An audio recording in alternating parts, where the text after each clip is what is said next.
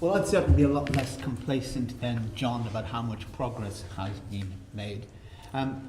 For me, the key recommendations, to representative of the drivers, the people literally at the front end, are the recommendations 11 and 12 made by the RAIB, which talked about issues around fatigue, but also, crucially, a just culture.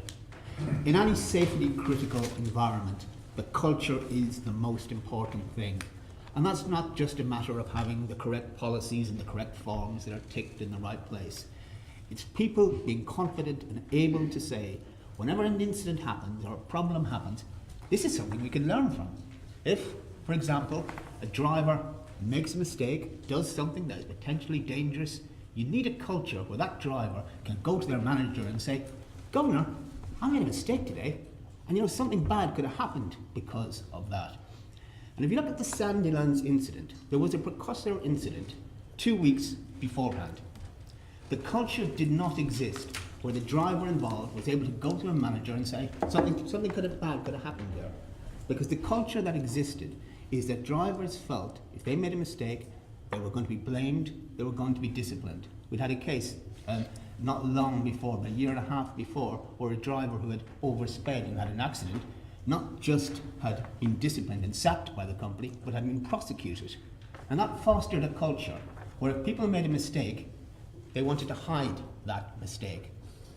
If a culture like that exists in a safety critical organisation, then accidents are bound to follow. The key thing to guarantee safety for the future on Tramlink has to be that change in culture. Now, I do appreciate there have been some changes in senior management at Tramlink, but that has yet to filter down to the front line. The drivers booking on in the morning are still seeing the same managers who still treat them in the same way. Equally with the recommendations on fatigue. Now, some progress has been made on fatigue, and we're discussing new rosters with the company at the moment and making some good progress on that. But I would argue that all the company has done is a very, very minimum asked for in the recommendations. I'll give you a very practical example, and again the in-cab Guardian device comes into this. All that device really has spent a lot of money telling us something we already know. Because guess what?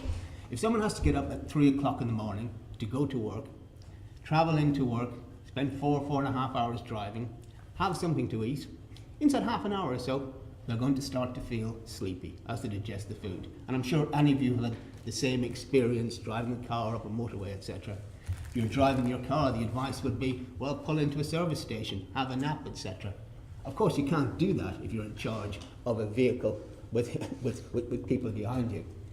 But I don't believe the culture exists where someone can come into work and say, well, actually, last night my child had a toothache, the neighbours were having a row, I didn't get a proper night's sleep, I really don't feel well enough to do my duty this morning because I'm tired, and be treated with sympathy and support.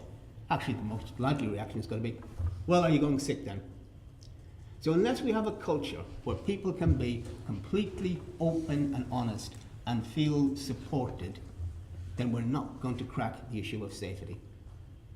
So just on that fatigue one, because the ORR referenced a really good practice guidance, so are you saying that TOL aren't actually adopting that and taking some of that on board?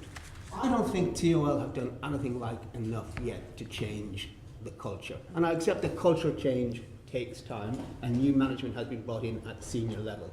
But I think a hell of a lot more has to happen to change that culture.